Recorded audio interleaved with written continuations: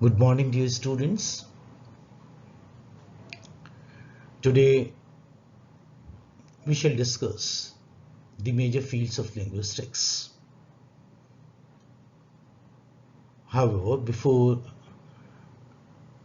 we do that, let us have a quick recap of what we have already done earlier. Like we have completed the topic what is linguistics, we have discussed the definitions, we have discussed the nature of linguistics and also the scope of linguistics. And today we are going to discuss different fields of linguistics, but I want you to have a recap of what is linguistics, whether you remember it or not. Linguistics is the scientific study of language. I hope you remember this definition. This is something very important, sir. It is the shortest and the best definition, I must say, on linguistics. Linguistics is the scientific study of language. Language is a phenomenon with many layers. Yes, it has many layers, from the sounds that speakers produce to the meaning that those sounds express. Like, I'm speaking to you, so I'm producing sounds through my vocal tract, and these sounds are not baseless or meaningless. They all have meanings. So that is why language is a phenomenon with many layers, from the sounds that the speakers produce to the meanings that those sounds express. People communicate through body gestures. It's not that we communicate through spoken and written form. We also communicate through body gestures, body language. Hence, they also come under language system. So you may say that language is expressed or communicated through three different mediums, or major mediums, which are spoken form, written form, and gestures, body gestures. Linguists work on specific languages, but their primary goal is to understand the nature of language in general by asking questions such as: what distinguishes human language from other animal communication systems? It's not that only human beings communicate. Even animals communicate among themselves. They also communicate with one another.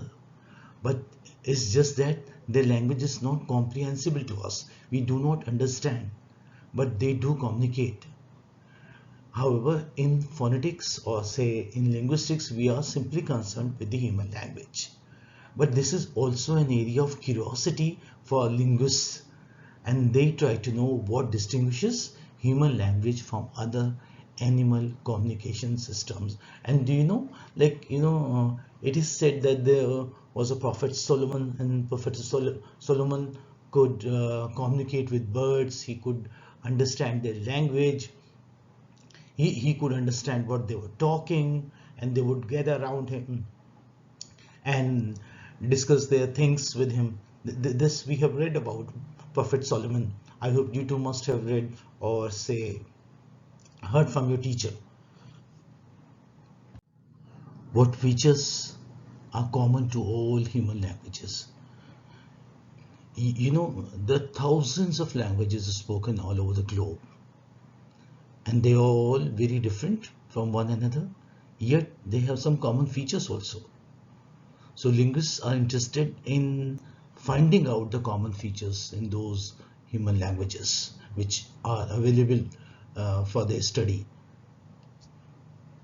How are the modes of linguistic communication, speech, writing, sign language, related to one another? Now, these are the important modes, as I told you earlier: speech, writing, and the body language, body gestures, sign language. How are these different modes related to one another? How is language related to other types of human behavior? Besides communication, there are different other human behaviors too. How is language related to other types of human behavior? How can foreign languages best be taught and learned? This is one of the major major area of study for linguists. And we also have this in our syllabus also. It's a part of applied linguistics. How can foreign languages best be taught and learned? Now, people are not confined to their own countries, their own places. They go to different lands for studies or for doing jobs and all. Since they go abroad, they have to learn languages of the foreign countries as well. So this is an important area. How can foreign languages best be learned? And linguists try to find out how foreign languages best be taught and learned. Sometimes, our native language, that is our mother tongue, is a hindrance, and sometimes it is also an advantage, also beneficial, in learning a foreign language. How can the language problems of people with speech abnormalities be analyzed and rectified? This comes under clinical linguistics, like that there are people who have speech abnormalities. There are a number of, like, to name just a few, like stammering, lisping, or say some have even some are dumbness is also one of the speech abnormality. So there can be a number of speech abnormalities. How these abnormalities be analyzed and rectified? How are linguistic issues in legal matters to be handled? What are the points of similarities and dissimilarities in L1 and L2? Now, what are the points of similarities and dissimilarities in L1 and L2? This is again a very important point. Like L1, our mother tongue, we learn naturally. We listen to the language there in the environment. We listen to our parents, we listen to our siblings, we listen to our relatives or the people around us, and we pick up L1 very easily. Whereas in learning L2, we really have to put in labor. So how can this be learned, L2? This can be learned with the help of L1. Sometimes L1 can be useful in learning it, as I told you earlier, and sometimes, yeah, it can be a hindrance.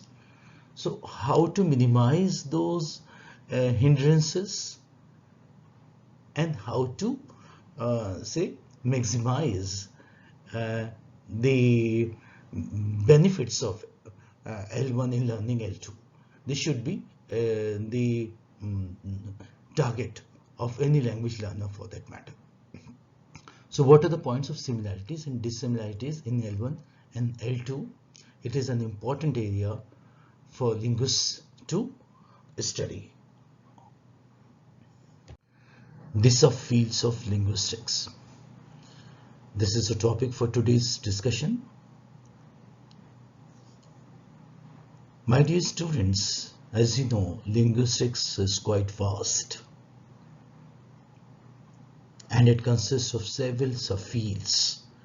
Since it's not possible to do justice with diverse fields of linguistics, therefore linguists choose to work on one or two fields of their choice and try to become specialists in them.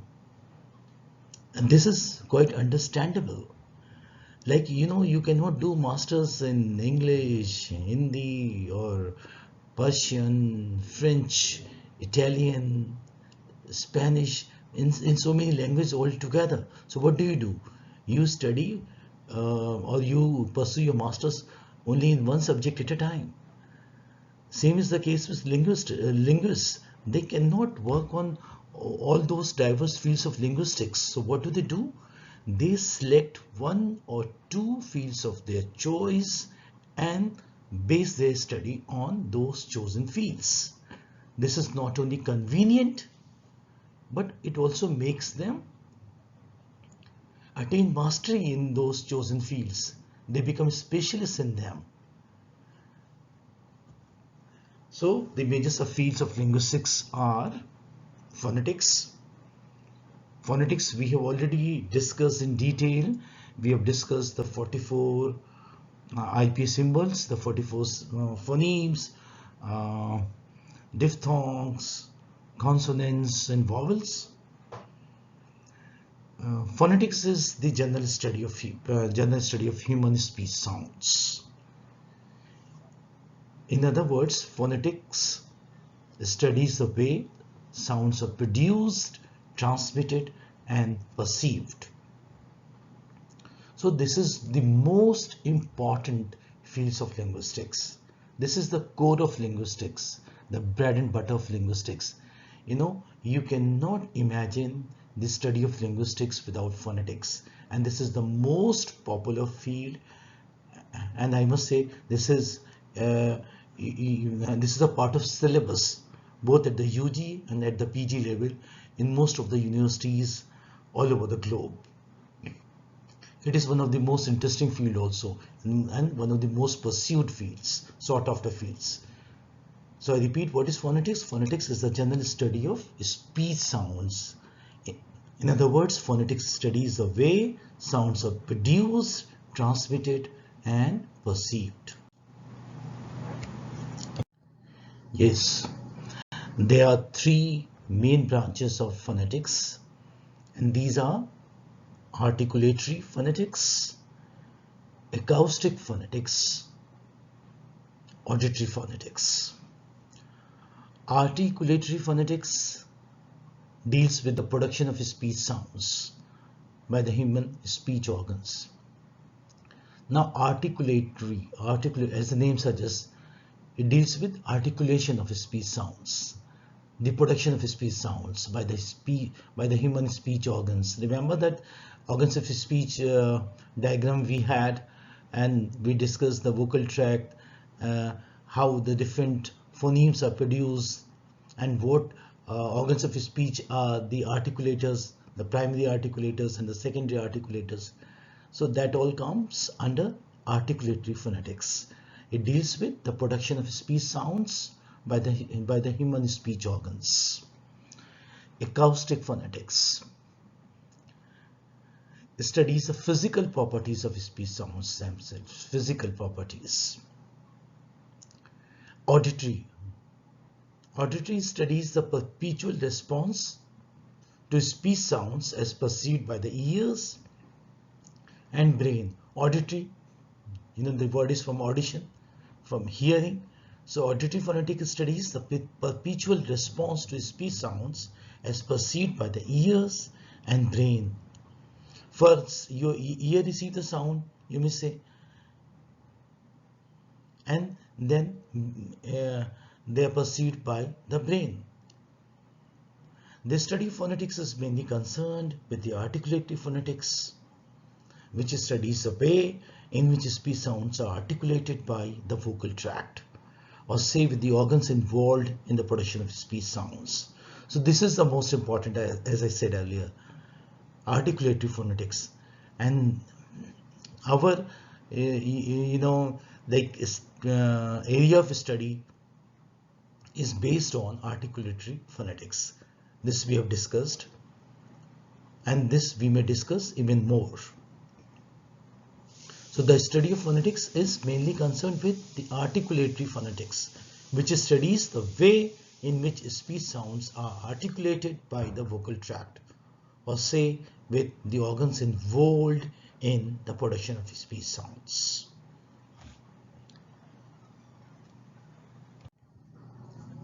Now phoneticians, who are phoneticians? Phoneticians are those who study phonetics, or who in fact work on different fields of phonetics. They are phoneticians. Phoneticians are concerned with such questions as, what are the various sounds human beings can articulate? As you know, human beings are capable of producing a number of sounds, infinite sounds, you may say, almost infinite here. It's not infinite, but I say that various sounds they can articulate. But all those sounds, they do not become the part of their communication. They do not use them, yet they are able to produce them. So phoneticians are concerned with such questions as what are the various sounds human beings can articulate, they can produce. What, like here I would say that animals are not capable of producing so many sounds. Like like the donkey would produce the sound, it produces the typical sound, and so does the peacock or the elephant or the lion for that matter. Whereas as a human being concerned, he can produce innumerable sounds. Yes. What especially defines different accents? Accents are not the same. Accents differ from country to country. Even within the country you have different accents. So can speakers be identified by voice prints? This is again a very important and very significant area of study, to identify speakers by their voice prints. Like like you listen to news on television, and even if you are in a different room where you can only hear the voice, so you can make out who the news reader is. Why? Because you can identify his voice. So these linguistics, they try to find out, or they try to identify a person, a speaker, by voice prints. That is by biometric identification. What are the properties of sounds that would apply in computerized speech synthesis? So these are different areas phoneticians are concerned with, or the questions they try to find out answers of.